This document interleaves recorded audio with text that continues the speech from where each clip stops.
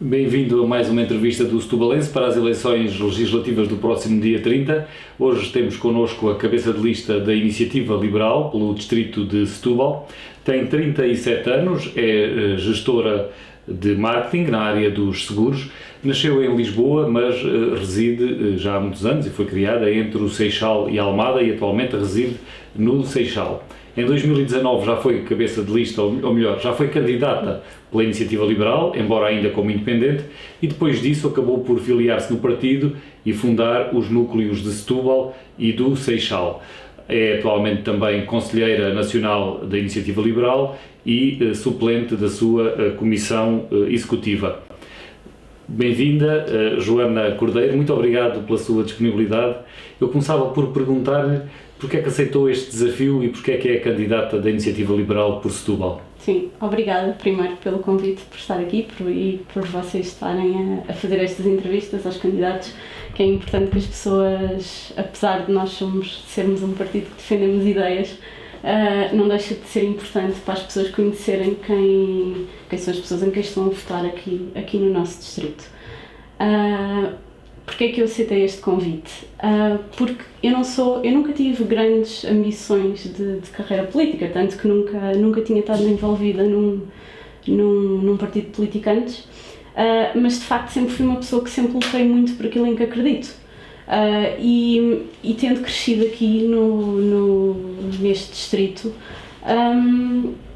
fui percebendo que havia coisas que às vezes aquilo que eu via à minha volta que faltava mais qualquer coisa, e sempre fui pessoa de perguntar e de perceber e de tentar lutar por aquilo que eu achava que seria mais correto.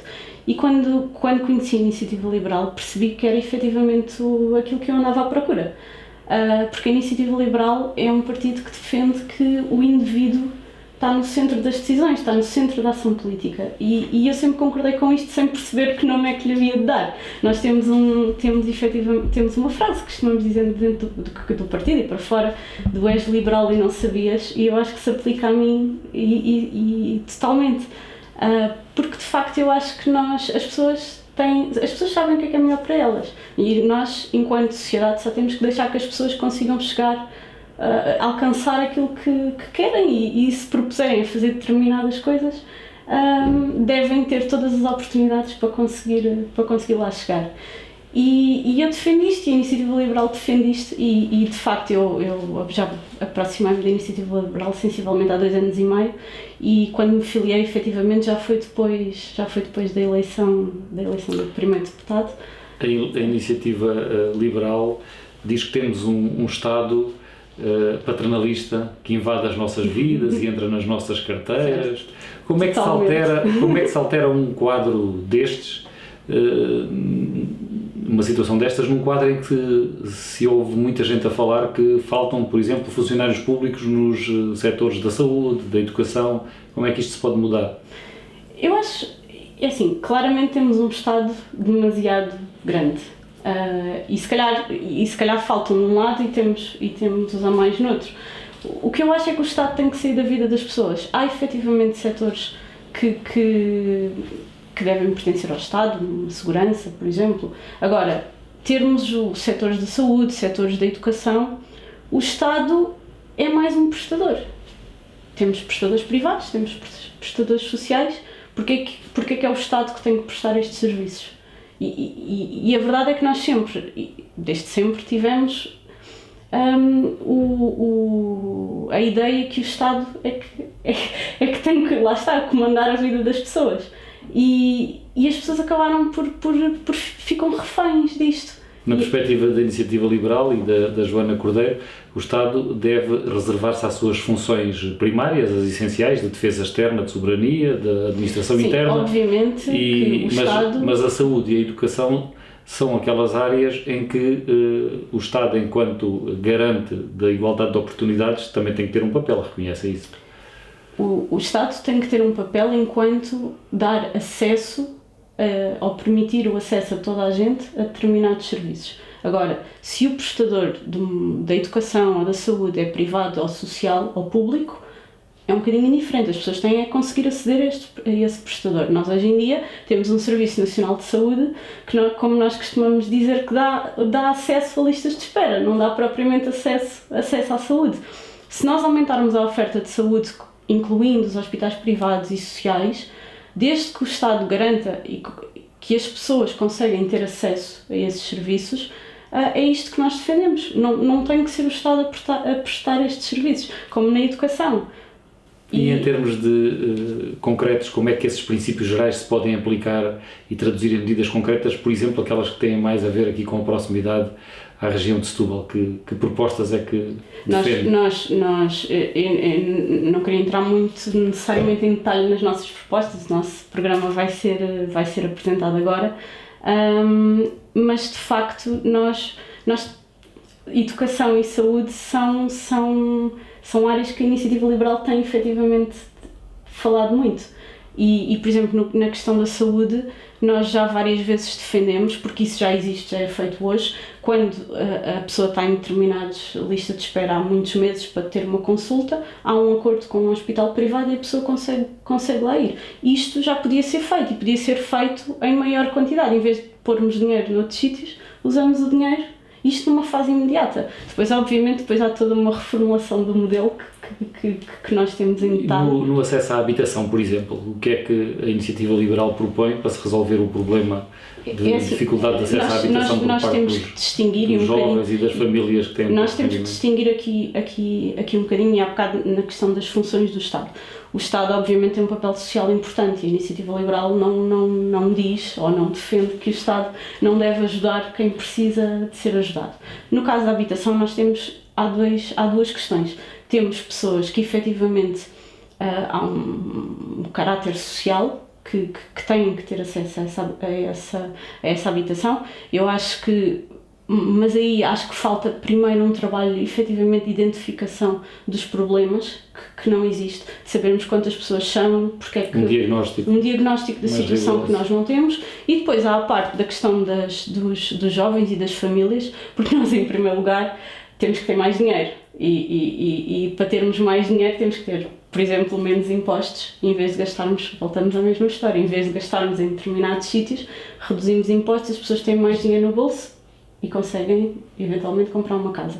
Mas mais do que isso, a questão da habitação também passa muito pela oferta e normalmente os partidos esquecem-se um bocadinho de falar disto, porque se calhar se uma licença de construção ou uma licença de habitação não demorasse os meses que demora a ser dada, todos os meses de atraso para a construção de um prédio, de uma casa, são custos que depois são refletidos para as pessoas. Obviamente nós depois também temos propostas em linha com reduções do IMT e do IMI, mas quer dizer, temos que atuar primeiro também do lado da oferta, e há coisas que as câmaras municipais podiam perfeitamente a nível de licenciamentos serem agilizadas, se nós menos burocracia.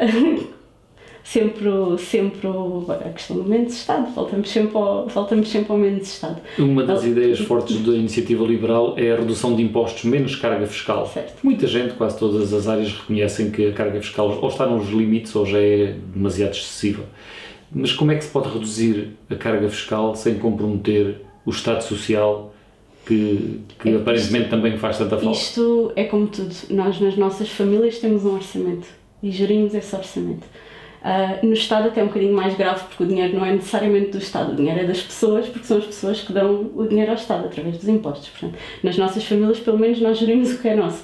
Aqui há alguém que está a gerir dinheiro que é das pessoas, que é isto é um ponto muito importante, porque o dinheiro do Estado não é do Estado, o dinheiro é das pessoas.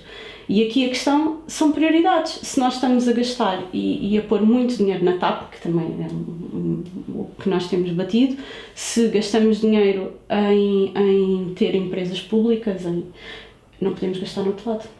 Portanto, isto é tudo uma questão, claro que conseguimos reduzir impostos se não gastarmos na TAP, por exemplo, que é o grande exemplo que a Iniciativa Liberal tem dado, pelo menos sem retorno, ou sem haver um plano, ou sem haver um... Das medidas que já conhece da Iniciativa Liberal, embora o programa esteja ainda a ser fechado, qual é que gostaria de destacar?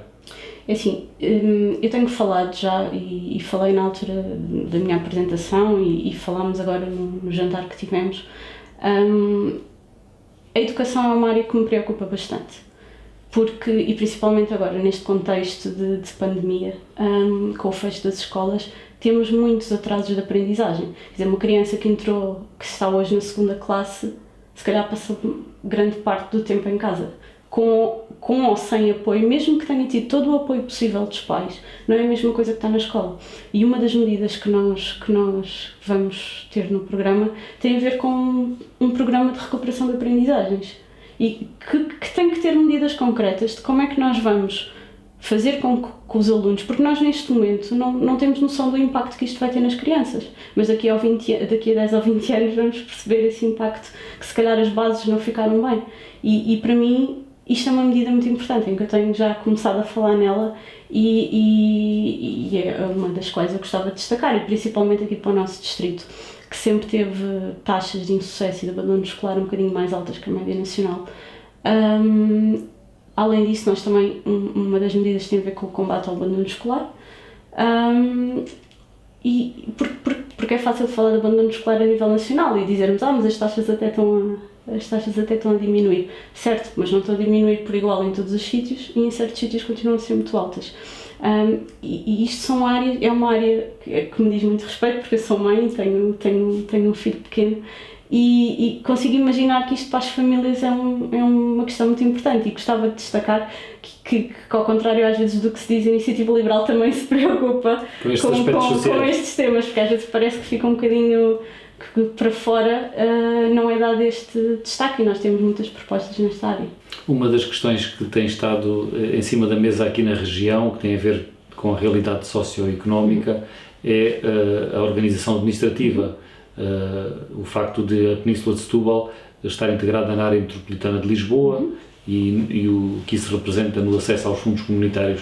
Qual é o seu pensamento sobre esta matéria? Sim, o meu pensamento é que isso já é um tema que se arrasta há demasiado tempo e que pelo menos devia ser resolvido ou para um lado ou para o outro, mas principalmente eu acho que a criação do uma NUTES 3 é importante para nós termos dados da Península de Setúbal, porque de facto nós não temos da maneira como a agregação é feita. A criação da NUTES 3 tem sido uma coisa que vários empresários com quem nós temos falado têm-se batido por isto, com o acesso, para ter mais acesso a fundos comunitários e isso tudo.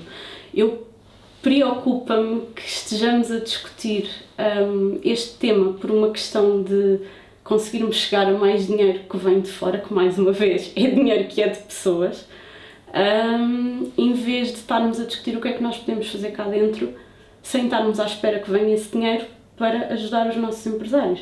E nós falámos com alguns e voltamos à história dos licenciamentos, da agilização dos processos, da carga fiscal, e isto são coisas que nós conseguimos resolver.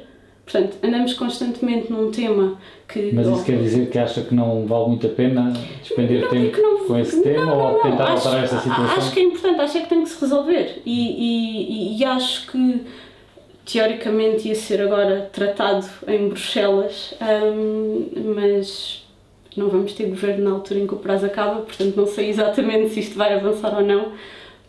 Estamos um bocadinho expectantes para ver o que é que vai acontecer se efetivamente, mas eu acho que mais importante do que isso é de facto percebermos o que é que nós podemos fazer de uma forma direta para ajudar as nossas famílias, os nossos empresários, com os mecanismos que temos cá. Sobre a regionalização, que também é um tema aberto e as altas figuras do Estado falam ter um calendário para 2024, o que é que a Iniciativa Liberal defende? Menos Estado, portanto... Exato, era aí que... Exato, eu ia outra vez... regiões administrativas. Pois, é porque a questão que se está a discutir hoje na regionalização é outra vez duplicar, é aumentar o Estado. Porque se a regionalização... a Iniciativa Liberal é totalmente a favor da descentralização do poder. Se o poder estiver mais próximo das pessoas, somos totalmente a favor. Agora, se isto vai implicar mais custos, mais Estado, duplicação de processos, duplicação de pessoas, de funções... não podemos ser a favor. Relativamente ao aeroporto, a Iniciativa Liberal defende que deve ser localizado na margem sul do Tejo e em alguma das opções que estão em cima da mesa? Nós em setembro, o João Coutinho Figueiredo já falou da questão do aeroporto e defendeu que a solução da Portela mais Montijo era efetivamente a solução mais rápida e mais económica. A preocupação é que, volta com igual ao tema das nudes, é mais um tema que se arrasta e que não... Nós sabíamos, antes da pandemia, que o aeroporto da Portela estava saturado e sabíamos que estávamos a perder oportunidades de turismo porque não conseguíamos receber mais pessoas. Portanto, isto é uma questão importante, tínhamos que resolver o problema. E a questão do aeroporto de Montijo é a solução mais rápida. Agora, a questão é, também existem contratos e também existem... Desistirmos agora de um projeto desses, qual é o impacto que isso tem nas contas? Quais são os custos e as indenizações que teríamos que pagar? Eu acho que isto não está a ser devidamente acautelado, não é? E temos que perceber exatamente quais são estes impactos e isso não está a ser muito transparente, falta aqui um bocadinho de mais informação. De qualquer das formas, eu aqui posso...